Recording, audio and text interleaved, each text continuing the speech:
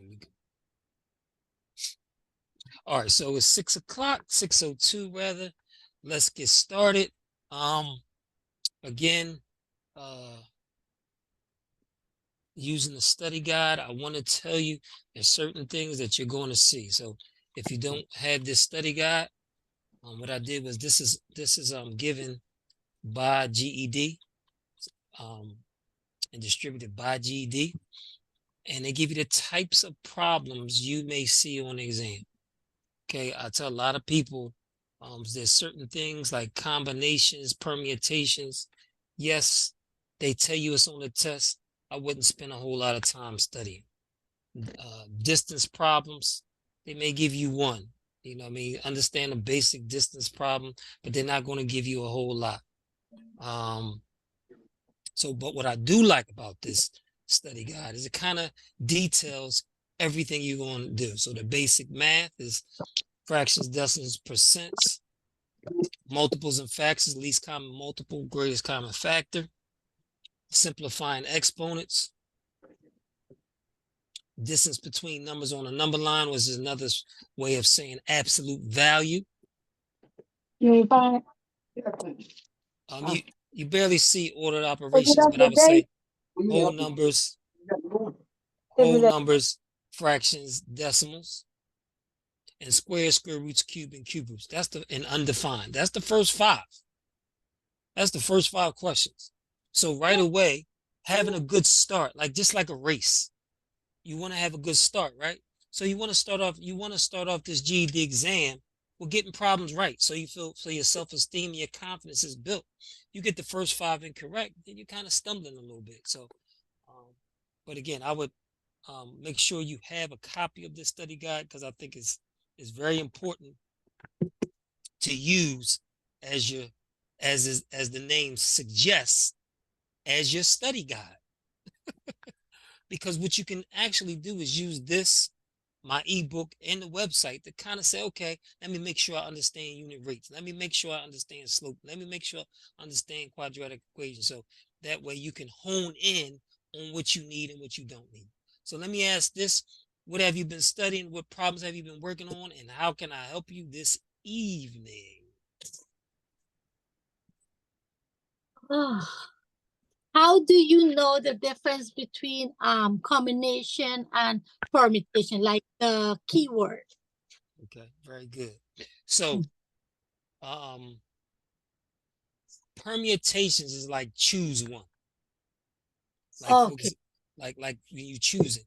Combinations would be just like, for example, let me just go to a blank page and show you an example. Because the best way. For most intents and purposes, so I like I told you, I had conversations with people at GED. And if you notice on your formula sheet, you don't have the permutations formula on the formula sheet. So even though they say combinations and permutations are on the GED, you barely ever see them. So for example, say if they said there's you go to dinner.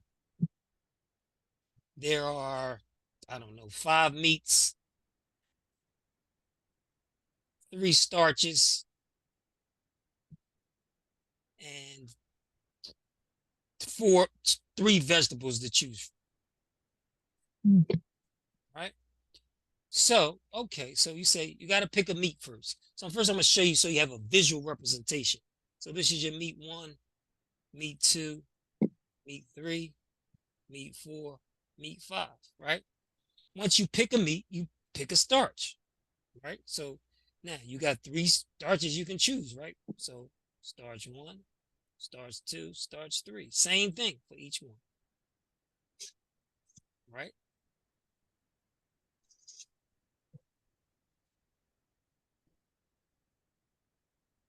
Math is about patterns. It's about seeing it, right? So you got your starches, whatever that is, boom, boom, boom, boom, boom, boom, boom, boom, boom.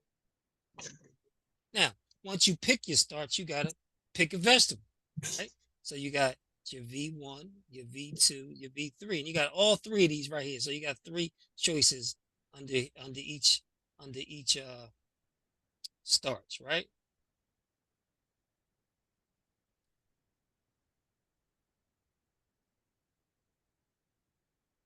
So you got, so now you then, so you 1, 2, 3, 4, 5, 6, 7, 8, 9.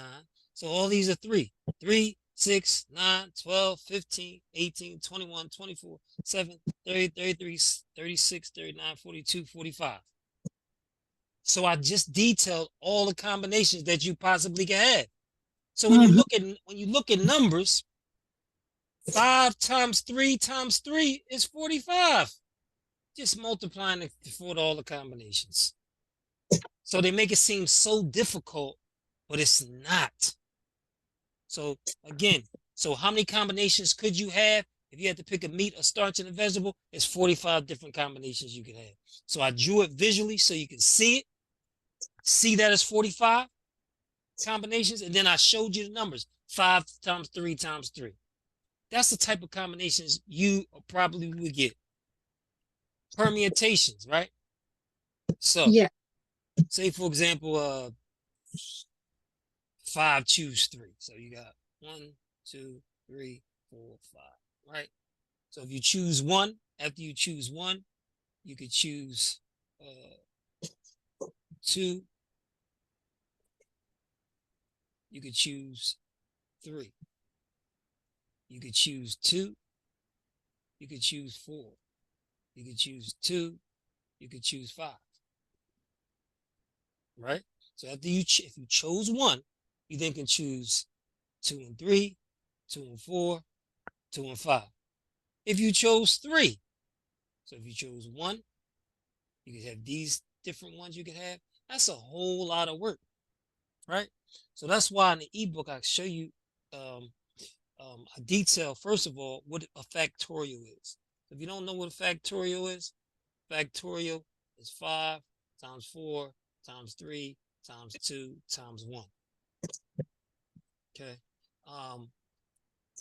I probably wouldn't even waste my time more than a day going over permutation combination. And the only reason why I would say that, you may see one problem. You may see one problem. So permutations you use if you choosing, if you want a specific order, something like that. And it's like getting into detail. It's almost like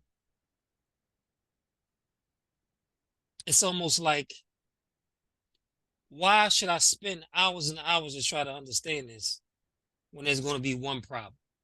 I would say there's probably your time is better spent, right? Working on something that you will see 5, 6, 7, 8 problems of. So that's why in the ebook, what I show you is I show you a nice, easy way to do permutations. You can do it right on the calculator. So, let me see, I got a calculator open.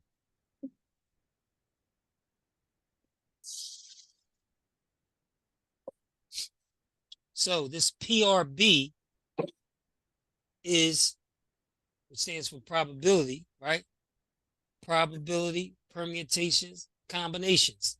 And the last one is your factorial. Okay. So in the book, I detail how to do it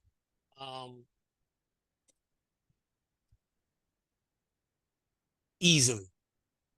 Okay. Because to me, you would have, like, for example, you would have 5 choose 3. So if you have 5 choose 3, have 5 factorial over 5 minus 3 factorial. 5 factorial is 5 times 4 times 3 times 2 times 1. 5 minus 3 is 2. That's 2 times 1. Those cancel. You got 5, 4 times 3. That's 60 different combinations where if you have 5 to choose 3, 60 different ways you can do that. To me, to me, this is my opinion. And you can, you can do what you want. You have that choice. I wouldn't waste the hours that it take I would go through the ebook, understand how to use it, how to do it on my calculator, and I wouldn't even worry about it. There's just certain things that I just wouldn't waste time on. I just wouldn't. Now, if you needed combination permeation for your TEAS test or for your ASVAB or for your even for your college entrance exams, then I would say, okay, let's make sure we know it. But you won't even need that until you get to advanced math. So for me, it's not even worth spending that time on it.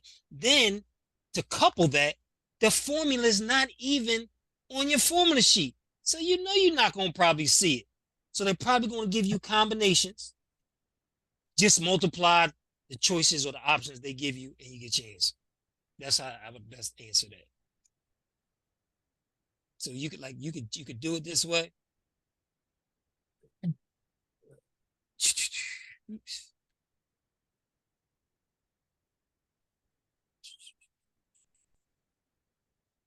5, choose 3, 6. So I showed you by hand how to do it, but learn how to do it in the calculator. It's 3 steps. You choose which one you want, choose the permutation option, choose 5, choose 3, got your answer 60. So I showed you how to do it manually, showed you how to do it in your calculator, but I just wouldn't spend a whole lot of time doing it. I just wouldn't. I mean, when I mean a whole lot of time, I wouldn't even spend a day. I would spend like whatever how long it take for me to go into the ebook and understand when to use it. That's all I would spend the time on permutation and combination. That's what I would tell you. It's not worth it for one question. 1 out of 45 questions is not worth it.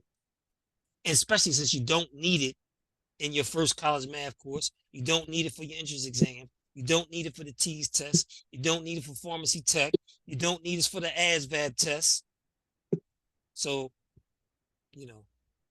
that's what I would say. But you see, I did it by hand and I showed you quickly how to do it with the calculator. All right, what's next? Whatever type of questions, any type of questions that you've been having issues with, something you don't understand, a question a teacher may have given you, anything, a practice test you've taken, you don't understand a problem, doesn't matter what it is.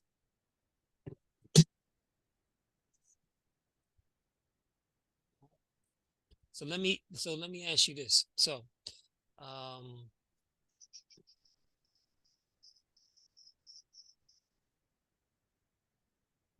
does everybody? I'm gonna put the answers on the side first. I got an email the other day. It was a problem like this: 4,400, 5,200, 5,600, and 8,000.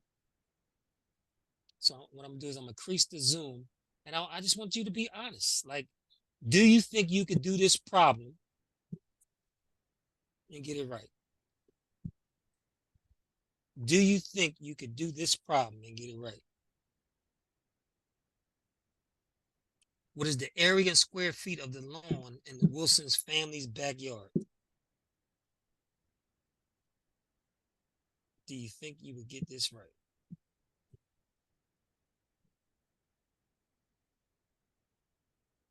All right, so let me ask you this. How would anybody, okay, so now nobody answered. How would you even start to do this problem? How You would have you, to find the area first. you got to find the area. So what is the area in square feet of the lawn? So this is a description or a diagram of the lawn. How do you think you would do this problem? So first of all, you are right. What you said is you got to try to find the area in square feet of the lawn. How would you think you do this problem?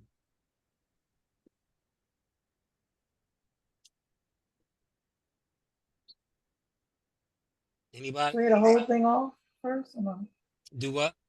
Square it all off. What you mean clear it off? Square it off.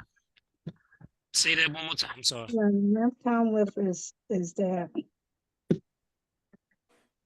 Like to square it off to make it even on 100. I mean, So square it off this way. Oops, let me change my color. yeah, Right. that way and down. So Yeah. do you mean like this? Yes, Okay. And why would you do that? to make it even on each angle, like the 50 feet, 80 feet on each side, and then try to find the measurements from the 60 down. So then the bottom will be 20. So that'll make it even on each side. Okay, okay. So I like what you said. So now, so it's kind of confusing what you said. So Okay. let me try to explain what I think you said. Okay, So, yes. so it's two things you could do. So first of all, when you take this red out so you can see the full area, right? That would be 80 times 100. Right? So 8 times 1 is 8, and we got 3 zeros. 8,000. So that's 8,000. So that would be for this whole right there. But Right. we don't need that because we're missing this right here. Yeah. That's so, but then we can find the area of that section by doing 60 times 60. Yes, 6 3,600. times 6 is 36. Add 2 zeros is 3,600. So what are we going to do? So 8,000 is the full lawn. We got that little piece. Right. So we got this. We have to subtract. So 8,000 minus 3,600. It's going to give you 4,400. Now that's not how. So now. So that's one way. Right. Oops, hold on. Let me.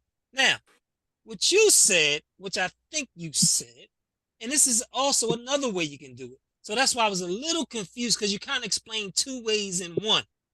But let me see if I take. So right here, if we know from here to here is 80. Right. And we know from here to here is 60. Right. We know this from here to here is 20. Right. So now, okay, so now if we know this is 20, that means this section is 60 by 20. So that's 1,200. Now, same thing though. Let me change my color. From here to here is 100. From here to here is 60.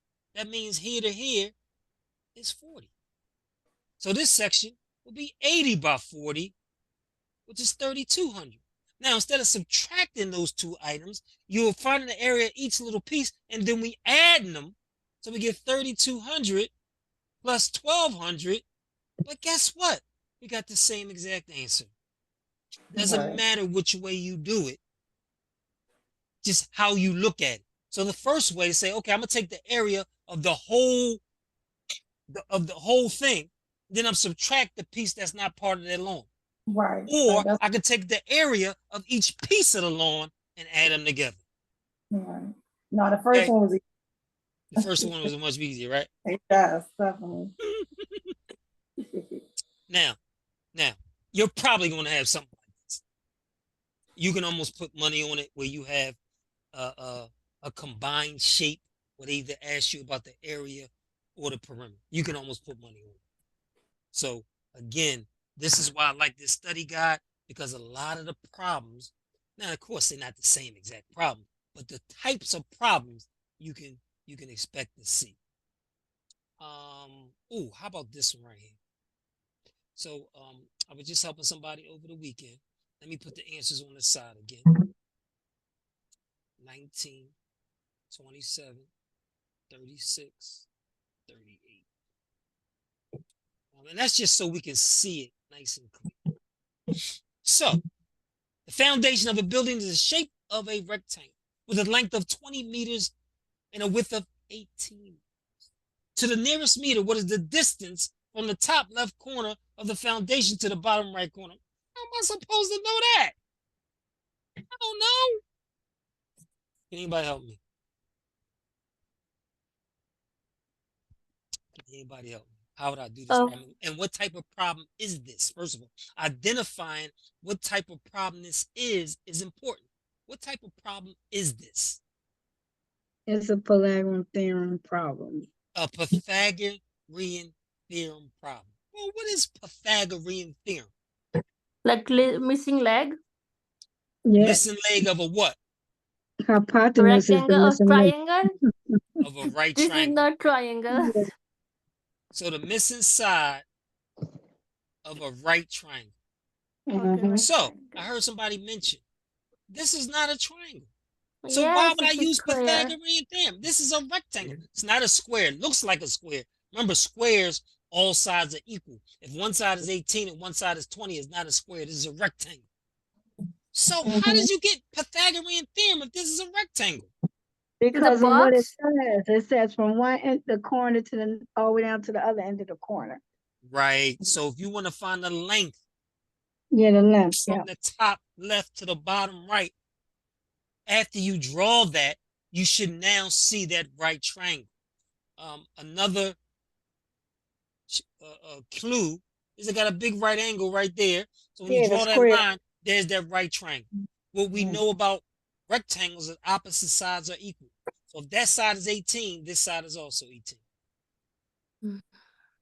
Now, so that's how you get to Pythagorean theorem.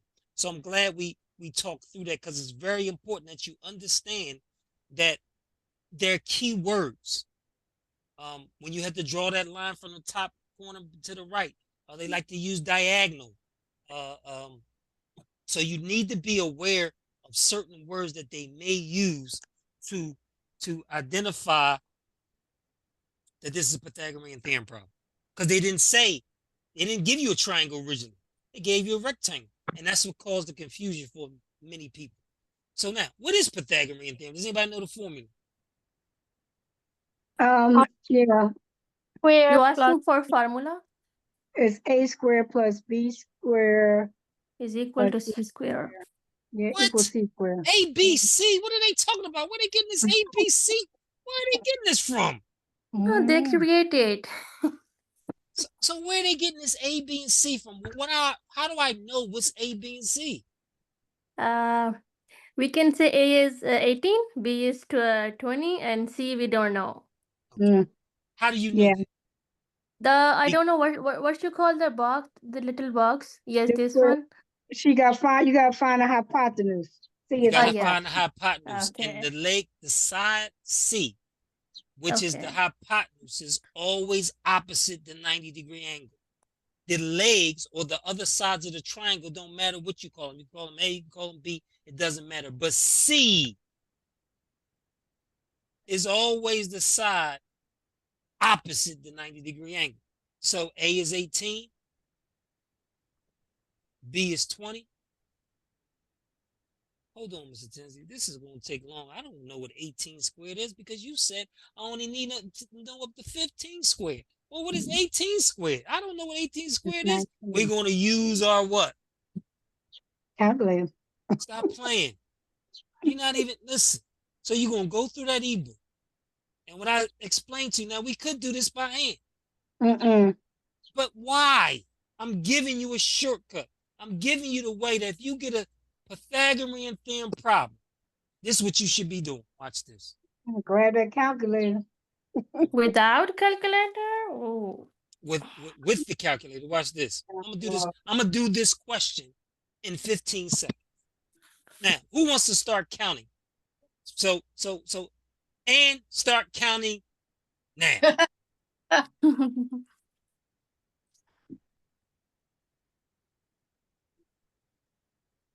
I'm done. How long did it take? 13. What? Yes. So we look at the answers. 19, 27. 27, 36. 27. Look at that. Right? 27. Yeah. I'm done. 27. Because what I recognize is that A squared plus B squared equals C squared. Now I could do it. Okay, so sometimes they give us A square and C square, sometimes missing like B. So the same same process. I He love did it. I love it. Did you hear the question? This is what I'm talking about. I love questions. He love question. What she said was, hold on. Do we do it the same way? Right? Do we do it the same way? No, we do not. No, But because we it's subtract, right? But we subtract. So for example, what I'm going to do is I'm going to use a common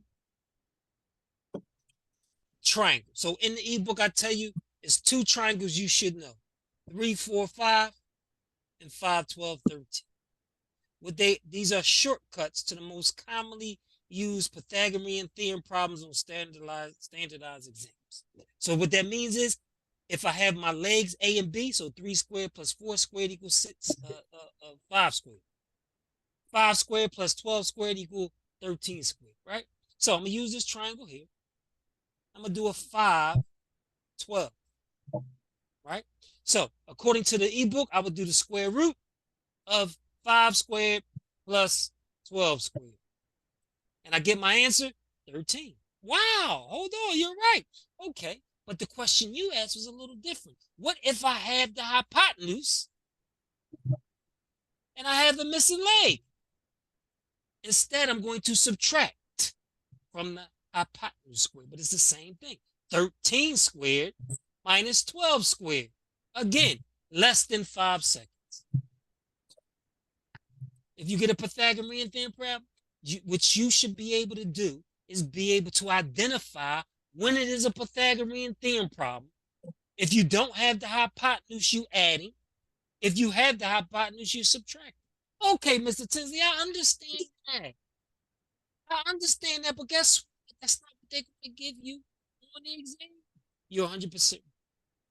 You are 100% right. So the young man I was helping over the weekend, he said, Mr. Tinsley, but they're not going to ask you that type of question.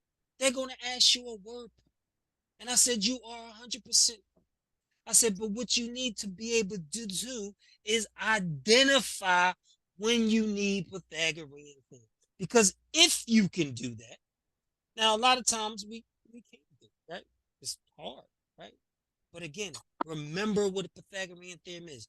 Finding the missing side of a right triangle. So Or sometimes they give us ups down like triangle, and then we can find it the C square sometime. Yes, you can all listen. I don't care if it's upside down. I don't care if it's backwards. I don't care if it's flipped. This is what you got to remember. Remember the important thing I said. The side opposite the 90 degrees is always C. Yes. So now, if you can identify C, you know your A and B. Yep. Oh, okay. You understand now? Mm-hmm. Ooh, learn something new every day. You better stop playing. So let me find a word problem. Now, this is the type of problem you can expect on the GED. Okay, but sometimes they might throw a little. Let me open up. Let me preview. Why is it not? There we go. Let me try to find a nice. And again, this is from my math course. And the purpose of the math course is not for you to get every question right or wrong. The question is so you can see different types of word problems. So this one, it's okay. Let's look at it. So I like this question. So this question, the young man said he did every step of this problem correct. And then he got the answer right. Let me show you the mistake he made. So matter of fact, I'm not even going to show you the mistake he made. Somebody tell me how to do this problem. I want you to read this problem. To get from point A to point B, you must avoid walking through the pond. To avoid the pond, you must walk 34 meters south and 41 meters east to the nearest meter. How many meters would be saved if it were possible to walk through the pond? What? Where do you get Pythagorean theorem from? First of all, draw a diagram. Okay? One of the biggest things in math, draw a diagram. This is my point A. Which direction is south? Going down, right? Down. So I'm going to go down 34 meters. Does everybody understand that? Which way is east? It's going, wait a minute.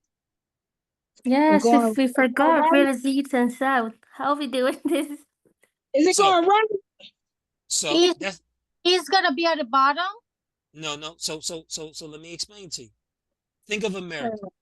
If you're Okay. looking at a map, North, if you're going north, you're going up. south, east. If you're going left, I mean, south, right. you're going down. If you're going to the east coast, you're going to the right. If you're going Okay, to so the west coast, you're going to the left. East and west, left and right. So Okay. so just imagine a map of the United States. You're looking at a map of the United States, right? So if I'm going north up to Canada or Maine or somewhere, That's I'm up. going up. That's up. If I'm in Philly and I'm going south down to Florida, I'm going I'm down, going down right? now. Yeah, If I'm going yeah, to the West Coast, right, I'm going to the mhm, left. yeah, If I'm yeah. going further East Coast, I'm going right. So if you Right. have an issue with north, south, east, and west, visualize that map and where it would be. So if we're going east, we're going to the right. Told you. This is point B. Now, this is the pond. Mm-hmm. Okay. Now, I don't know how a pond looks. It's close enough. I just draw the pond. If I needed, so if it were possible to walk through the pond, You what did got I cut just through draw? a triangle, a right triangle. A right triangle. Now, this is how you know I can use Pythagorean theorem. So Mm-hmm. this young man grabbed this calculator. He said, Mr. Tinsley, I've been studying Pythagorean theorem. I know how to do it. I'm show me. He said, okay, we're gonna do the square root of 34 squared plus 41 squared. And I'm gonna get my answer. And he got 53. And he said the answer is 53. Was he right? It said to the nearest what? To the nearest meter, The next one over. how to the nearest meter, how many meters would he save if it were possible to walk through the pond? Well, he is right. Okay. Anybody else thinks he was right? Now I gave you a hint because I already told you he was wrong. But since you think he's right, you can say he's right. I see, because it, to the nearest meter is after that second number, so it would be 50. What? Huh? But so look what he did. He got the answer right. This length here is 53. Yeah. He's right. That's right. But that's not what they're asking. How many meters would he have Oh. saved? So if he walked here, So this 34, and then 41, he would So have they walked subtract. 75. Gotta Yes. Okay. subtract. yes, so they subtract from A and B, right? Ah, I missed that part. Yeah, yeah. This is How why many it's years? so Would he important. have said if it was possible to? Oh, they would. If he could have walked through it, he would have said, "You got to cut it off." Okay. Exactly. Yeah, you got to read it. Yes, indeed. So this is why you go to my site and you do as many problems as you can. Now, just not the questions that I made up. You can also use on my site. You got CK12 and you got Khan Academy with word problems to give you enough word problems. So when you get to the exam, listen, the thing that you're fighting is anxiety. The things that you're fighting are fear.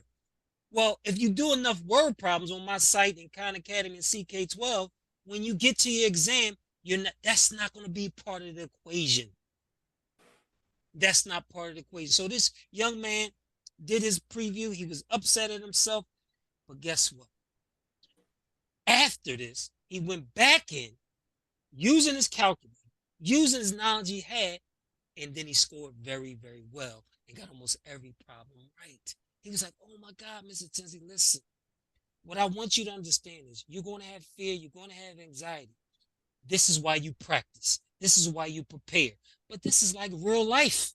You don't jump in a pool without knowing how to swim. You don't jump out of an airplane and don't have a parachute. You need to be prepared, right? So let's try to find another problem with Pythagorean theorem. I think it's the last one. I think it's the last one. I love this problem. I love this problem. I love this. Yeah, problem. that was a good one. That was definitely a good one. This is not the problem. So that's not the problem. Hold on. That's right. I think they shuffle them. Let me see. There we go. This is the one. This is the one. Let's look at this. Let's see if we can do it. So remember, we got to do critical thinking. We have to understand what we're doing. We got to look at the diagram. A 13-foot ladder is placed 5 feet away from a wall. The distance from the ground straight up to the top of the wall is 13 feet. Will the ladder top the wall? No, the ladder will be 1 foot short. Mm-hmm. No, the ladder will be short by 2 feet. Yes, the ladder will be exactly 13 feet. Yeah. Yes, the ladder will be 1 foot longer. So, it's hot right now. I'm in Philadelphia. It's a heat wave. My brain is fried. I forgot how to do this problem. I need someone to explain or walk me through how to do this word problem using Pythagoras. If you need a couple minutes to try to take it all in before you answer, you can. You gotta convert the 13 foot to feet, I think.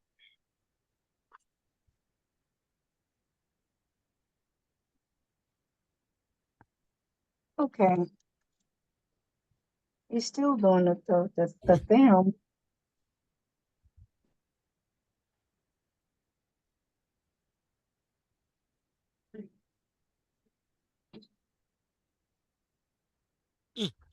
Mr. Sampson. I love it. You still gotta find what the hypotenuse is, correct? Right, you gotta identify what the hypotenuse is. That's very important. Yes, it is. Yeah. So you Okay. might be saying, Mr. Tinsley, why are you laughing? We're having problems with this. I'm struggling. Don't Don't you laugh at still me. do it the But same way? this is what I want you to understand. I'm not Okay. laughing at you. What I'm saying is, what I'm about to show you, as with the problem that's sitting there making your head spin, I'm gonna show you that this problem is not difficult at all. So you said I identified the hypotenuse. What is the hypotenuse? Tell me. The We hypotenuse. don't know. The wall. It's the wall. Where is the where this here? Where the on the other where that gray piece is at? No. No. No, we have 13. How do you know 13 is the hypotenuse? Oh, so it's the longer side. Right. So, no, not the longer side. Look at this No, right here. it's What right does here. that form right there? Just right. Yes, It's in yes. the square Make is the where the box right here angle. then. It's the opposite side of the right triangle. Okay. That's how you identify the hypotenuse. So Yeah. now you see that blue, you see the Oh, we triangle now. subtracting. Yeah. So I'm gonna go to my calculator. Mhm. If you don't recognize this is a 5, 12, 13 triangle, you grab your calculator. And we're gonna go ahead, let me clear everything out. We're gonna do the square root of 13 squared minus 5 squared. And what answer do we get? 12. 12. Okay, are we done? No, we got a square root. Nope. No. So this side is 12. Now it says something. Is the wall something shorter? I So 1 feet. don't. You said 1 feet. Is it what? That's not. So the The ladder options will be or the ladder will be 1 foot short, 2 foot short, exactly 13 feet, or 1 feet longer. What would you say? I'll just see the like gap, the top and ladder like between the gap. So it's 1 feet or 2 feet. Is it no? The ladder will be 1 foot short. Hold on. First of all, two things. The first thing you said was 100% right. We already see it's a gap, so we know it's short. So you know it can't be C, you know it can't be D. So that's, listen what you just did. It's very important that you understand it. Sometimes when you don't fully understand a problem, eliminating what cannot be the answer is also just as important. So you just eliminated 2 options. Now you got a 50-50 chance. If you don't know, you got a 50-50 chance. But let's see if we can get it. So we know that that's other leg of that triangle was 12. So is it 1 foot short or 2 foot short? 1. How do you get 1? How did you get 1? Because 12 and 13 is 1. Like we subtract. You're 100% right, but I need you to say it with conviction. I want you to say it because the wall length here is 13. That's Oh. it's 1 foot short. So this is 13. The ladder only comes up 12. 13 minus 12 is 1. This is 1 foot short. So that's a good one. That's a good one. Yes, so kind of I'm question. true. And these are the type of questions I have on my site to get you ready to have you prepared for this exam. Because I done missed that. I done did it wrong. So yeah, again, I would have got it wrong too. So yeah, this because is where I wasn't. Yeah. Mm-hmm. So this is why it's important as you do more and more problems, reading the problem, identifying the givens, reading the questions. Because the Yeah. first thing Ann said was, hold on. I know the ladder's already short. It can't be Yeah. C, it can't be D. No. That's important, because even if I don't know, now you got a 50-50 chance. Part of taking a standardized exam is learning the strategy to take an exam. What's an educated guess is, if you don't know a problem, can I identify two multiple choice that it cannot be? Now I can get it down to 50-50. Sometimes that one question will get you to pass the GED. I'm telling you. Telling you. All right. So what's next? So we talked about Pythagorean theorem. So now, what I would do if I were you, just like I told the young man over the weekend, if I were you, I would go into my site and I would do the Pythagorean theorem test. I got a pre-test and I got a post-test. I would do all 20 questions to make sure I'm ready. So I would do them by hand to make sure I have a conceptual understanding, and then I would use the calculator, because now I want to work on my speed doing these exams. Right. Because this is listen, every single exam since 2014 have been Pythagorean theorem problems. There's certain problems that's on every single exam. Pythagorean theorem problem is one of them. Second thing you realize, if I don't know the hypotenuse, I'm adding the squares when I take the square root. The square root, I'm adding them. If I do know the hypotenuse, I'm subtracting. Remember, I told you, math is about patterns. So the pattern you should see. If I'm looking for side A, that's a sloppy looking A. If I'm looking for side A, it's the square root of C squared minus B squared. If I'm looking for side B, my shortcut is C squared minus A squared. If I'm looking for side C, which is the hypotenuse, it's A squared plus B squared. That's all you got to know to do a Pythagorean theorem problem with the calculator on this exam. I know, okay, you can close your mouth. I know you're sitting there like, wow. Is it that? Yes, it's that. You can close your, you can close your mouth. You can close your mouth now. And this is why I'm telling you, the ebook is going to give you quick ways. You don't have to study Pythagorean theorem for a week. All you got to be able to identify when you use Pythagorean theorem to find the missing side of a right triangle. How to use the calculator if you're looking for that missing side. Which formula to use to quickly type in my calculator. And how to identify A, B, and C. Or most importantly, how to identify the hypotenuse, the side opposite the 90-degree angle. What makes a 90-degree angle? An L. That's your 90-degree angle. Anything opposite that is your hypotenuse or right triangle. Ooh-wee. You gonna learn today, like Kevin Hart said. You gonna learn today. All right, what's next? What's next? So we talk about Pythagorean theorem. What's next? So what I would do if I were you is I would go on my site, Khan Academy, CK12, whatever, the Kaplan book, whatever resource you want to use, and I will make sure I know how to do Pythagorean theorem. Can you show back the math? I can't remember what it called. It was like x squared minus something over x one But the minus. fraction? Yes, Fraction? yes. Okay. Yeah. You said what? The fraction. It's like I don't know what you call it though. Well, I'm about to tell you right now. So what's also important is we got to make sure we know terminology. So when you're doing a problem, this is why, as Javette can tell you, when I used to teach math, in class, my students used to talk all the time, and they could hear my class all the way down the hall. What you should be doing when you're doing a problem is you want to see it, you want to do it, you want to hear it. Say it out loud. Talk to yourself. You're not crazy. Talk it out.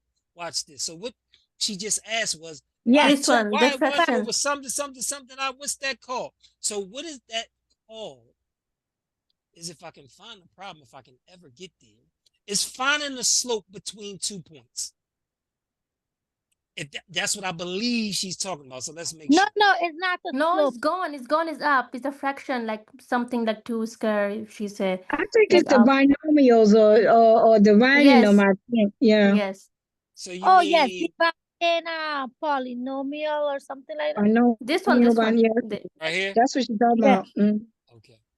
This is called So, and this is why I like the study guide. What does it say right there? Add, Oh, subtract, the- multiply, and divide what? oh, Russian. Rational expressions. Uh-huh. So a rational number is any number that can be expressed as a fraction. Mhm. That's all a rational expression is. It can be expressed as a fraction. So the whole number 8 can be expressed as 8/1. That's a rational expression. So when you look at this, okay, you say, okay, well, how do I do this? Okay, well, I don't know how to do this problem, Mr. Tinsley. I have no idea how to do this. Yes, you do. You always go back to what you know. Identify givens, identify what you know. These are two fractions. What I know about fractions is they must have a common denominator for me to add them. So if I have 1/3 plus 1/2, they do not have the same denominator. Right. So what I would do is I would find my least common multiple, or I would multiply by the other denominator. So I'll multiply this by 2/2, and I will multiply this by 3/3. Does everybody understand that? Mhm. So I get 2/6 plus Oh, 3/6. I get 5/6. So let me explain it to you again. So if you didn't understand, I took the opposite denominator and multiplied the first fraction by the second denominator. I multiplied the second fraction By the opposite. by the opposite denominator. Now, why did I do 2/2 and 3/3? Because 2/2 is equal to 1. 3/3 is equal to 1. Anything times 1 is itself. So I don't change the expression, the value of that expression. So, knowing that, because we know how to do that, we know how to add fractions with unlike denominators. But when we see something like this, we get a little confused. So what that's telling me is multiply the top by x plus 2, multiply the bottom by x plus 2, because this is the denominator here. My second denominator is x. My first denominator is x. So I'm going to multiply this by x and this by x. Understand that? Okay. Now I'm going to multiply. So I'm going to change my blue. I got 3 times x plus 2 over x times x plus 2. Change back to green so we can understand what steps we're taking. X times x over x times x plus 2. Do they now have the same denominator? Okay. Now I need to simplify. This is distributive property. I get 3x plus 6 over x times x plus 2. Everybody understand that? Yes. And then x times x is x squared over x times x plus 2. Remember, when they have the same denominator, we can now add the numerators. But guess what? We have no like terms on the numerators. So we're just going to have x squared plus 3x plus 6 over x times x plus 2. Oh, boop, boop, boop, boop, boop.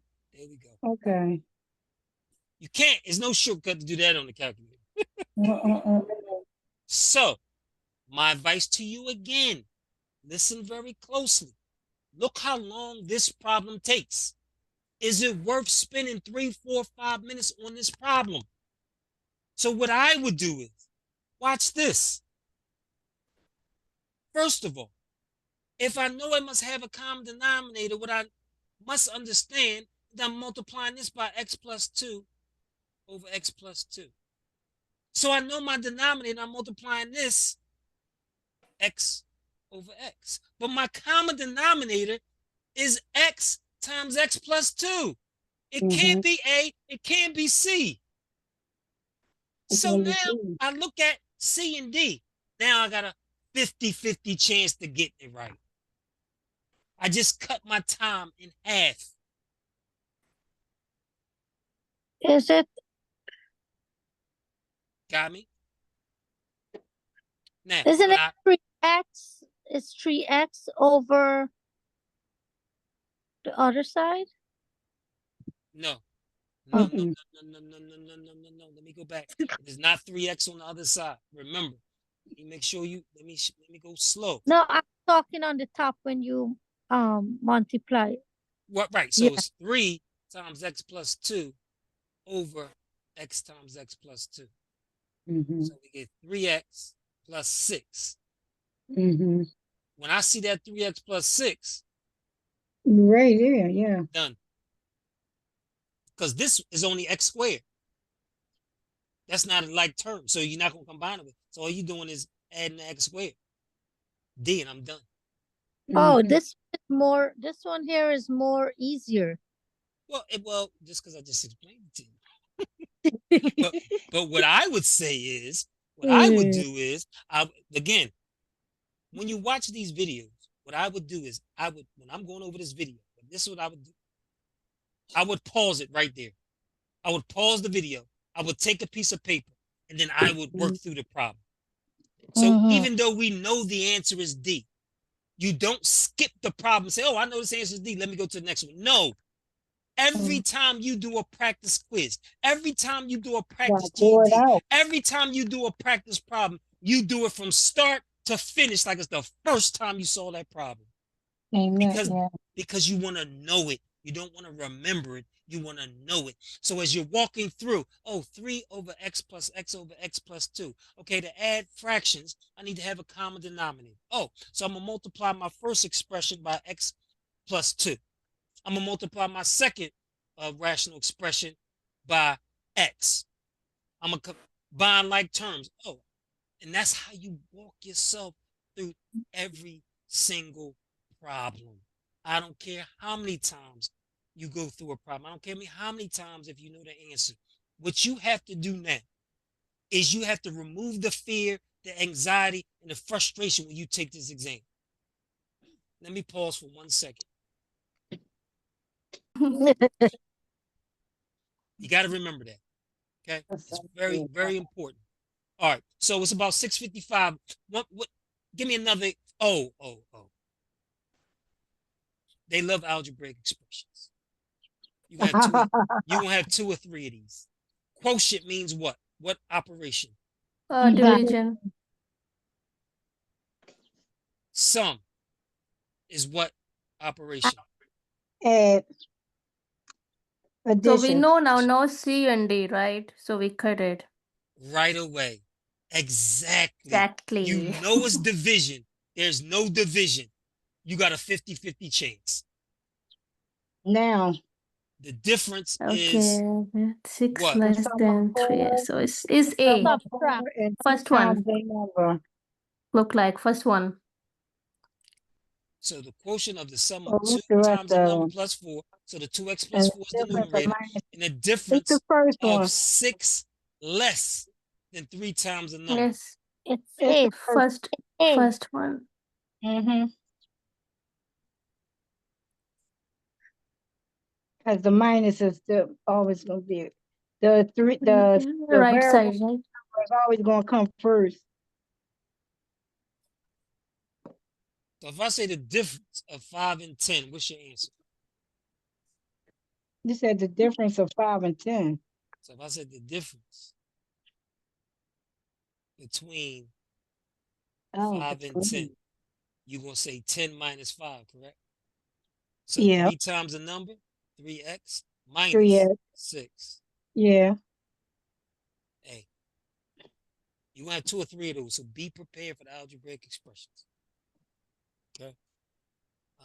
So we still got a couple minutes. Let's do, how about this one? Let's look at this one. Use linear equations to solve real world problems. Lucy is shipping 5 boxes that all weigh the same and 1 envelope that weighs 7.5 pounds. The total weight of the shipment is 65 pounds. What is the weight in pounds of each box? Oh my goodness. You That's have to too much. multiply, no? Multiply what? 7.5 by With 65. 5? No, with Nope. 65. Nope. The whole. Nope. Identify your givens. You 5 got boxes 5 that weigh boxes the Oh, that the same. weigh total the same. weight is 1 And envelope one that envelope. weighs 7.5 pounds.